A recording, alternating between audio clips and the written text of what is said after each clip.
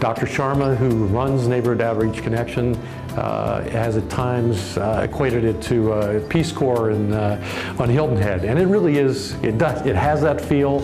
Kids come after school and get tutoring in full cooperation and coordination with the school. In fact, teachers from the school district come over and actually do much of the tutoring and work with the kids. Dr. Sharma got the idea of adding a third unit in the Oaks.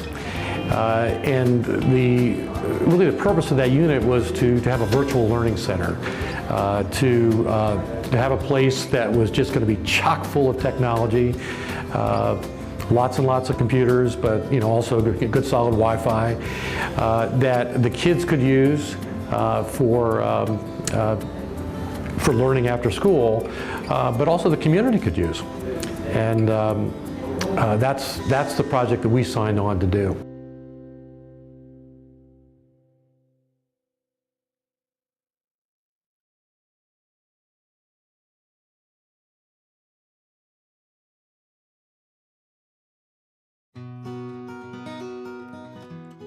Started out with the little TV station here on Hilton Head, and we had it in the Atrium building at that time. It's the Courtyard building now.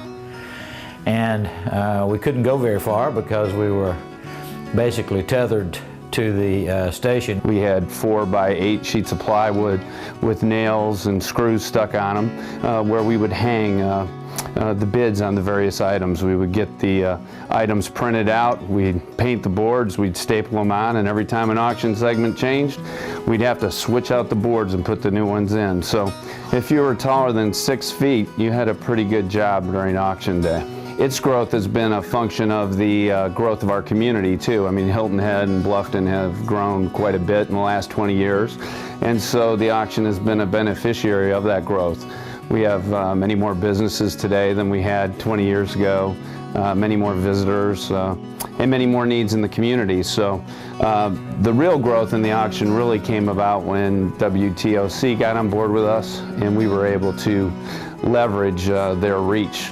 And also that in tandem with the internet, which allows us to reach people all over the region, all over the country, quite frankly, all over the world. We wanted our fundraising efforts to go to children.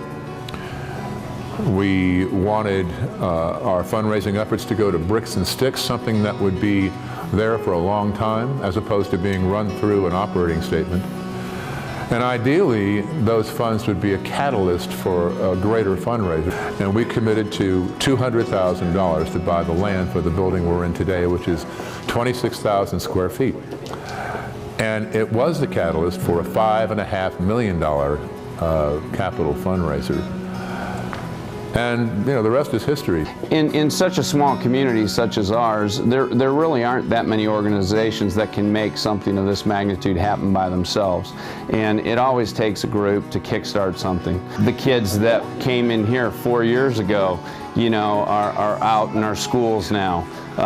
Kids that have been going to the Children's Center since Van Landingham has been supporting the Children's Center are now in college and having families of their own. So, the Children's Center fills a great role in our community, and we're just happy to be part of it.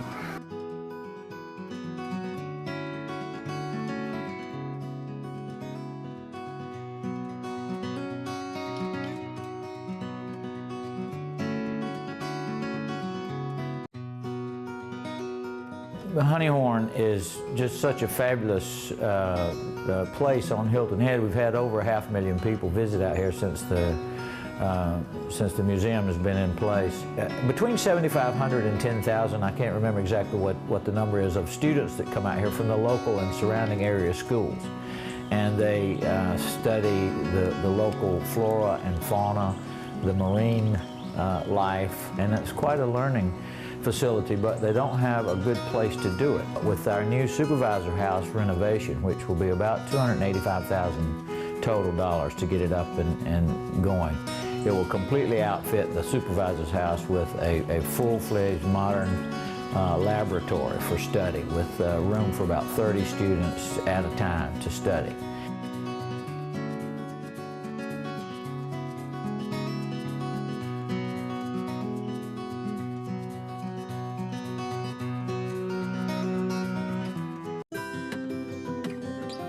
Our relationship with the Children's Center goes far beyond this capital campaign.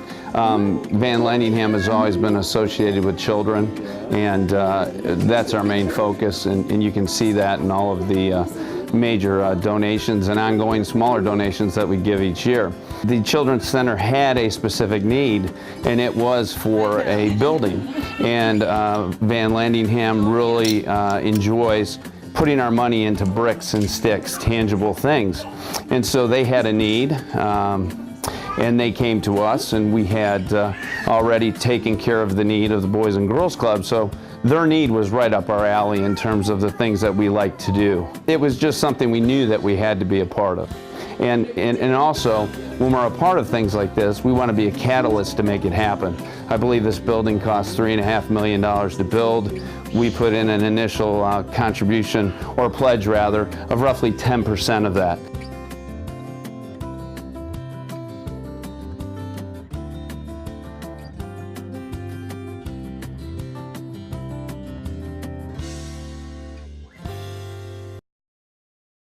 This segment of the Van Landingham Rotary Club's 20th anniversary is sponsored by BB&T Carswell. One of the big things about BB&T is not only do we try to provide insurance solutions for the folks we deal with, but we're also very involved in the community, and it's an important part of the BB&T philosophy to connect with the community, take part in the community, and help with projects such as this that we feel are a vital part of what we do. I think it's really neat and cool, the stuff they provide out here, and the way you can really get immersed in the culture of the area that not everywhere has this kind of culture.